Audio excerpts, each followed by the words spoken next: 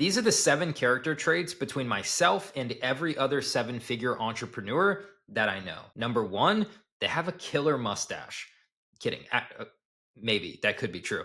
Number 1, they have a shit ton of resilience. What I have found is most people that want to be entrepreneurs don't have enough resilience, AKA, they don't have a high enough pain tolerance to ever make it to the top. Life and business is simply unfair. And if you expect to become an entrepreneur because it's easy or going to be quick, you have another thing coming. Becoming an entrepreneur, especially one that makes 7 figures and beyond, it's going to require some pain, and you're going to have a ton of resilience to persevere through that pain and keep scaling your business in the face of adversity. Which leads me to number 2. Every single person that I know that makes over 7 figures, they avoid, like the plague, a victim mentality. Bad things are going to happen to me, you, and every single person on planet Earth. It's not about the wind that blows on us, but the setting of the sail that leads us to our destination. We don't waste our energy becoming a victim and complaining about our circumstances. We start to think creatively and outside of the box on how we can solve them, learn from them, grow through them, and ultimately prevent them in the future. The next common thread that I see without a doubt is a strong why. The bigger the why, the easier the how. Entrepreneurship is not easy, so you must have a strong why that's going to propel you forward every single day. You're going to feel burnt out. You're going to feel tired. There's going to be days where you don't want to record that video. You don't want to post that reel. You don't want to get on that coaching call or do that thing. But if the why is big enough, you do it anyway. Your why can't be as simple as, I want freedom. What does that even mean? Freedom from who or from what, or freedom to have what? You must be very specific in why you're building a 7-figure company, or you're going to get stuck at 5, or maybe if you're lucky, 6 figures. Next is creativity. 7-figure entrepreneurs are always thinking outside of the box in every aspect of business, outside of the box in sales, outside of the box of their offer or their business that they're creating, their pricing, their client results and success. They're always thinking creatively in every single department of their business. The interesting thing about school nowadays is it's literally created to dull your creativity. You go to class to learn from a teacher, to study, to regurgitate what you studied onto a test to hopefully get a good grade, to then get a degree, to hopefully go get a job and be told what to do and when to do it. When you take your family on vacation, when you use the bathroom, or when you take your lunch break. You don't need creativity to be an employee, but to be a 7-figure entrepreneur, you must force your brain to think outside of the box and get creative in your approach to your business. 7-figure entrepreneurs also have a wild confidence about themselves and the path and trajectory that they're on. We simply don't have time to doubt ourselves in a world stacked against us with haters on social media and family who doesn't believe in us and friends who are waiting for us to fail. There's so much already working against us. We simply don't have time to doubt ourselves and feed into what the rest of the world wants us to believe. We almost have a naive confidence about us. And when we set goals, we blindly believe that we will hit them.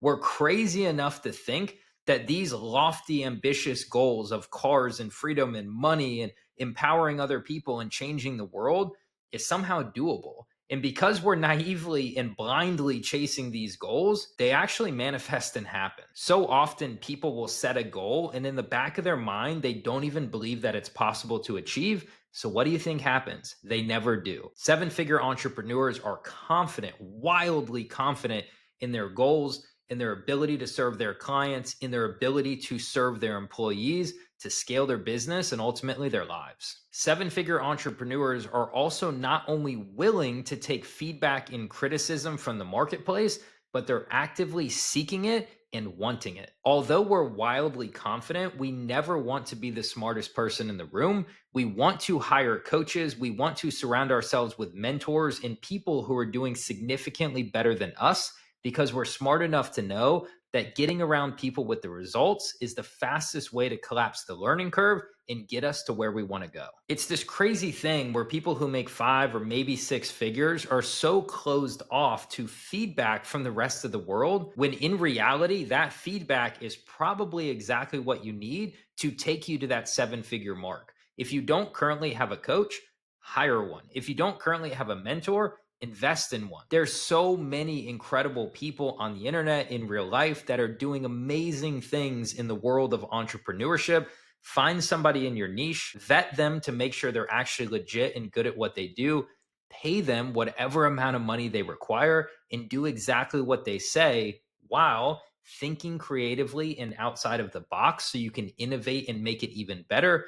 Apply it into your life and your business, and the results are inevitable to follow. And number 7, the common characteristic trait that runs through myself and every other 7 figure entrepreneur that I've either coached, become friends with, or networked with in the past is we have a dog mentality in the world of sales. Sales is the highest paid profession on planet Earth, but that comes with a little bit of pain.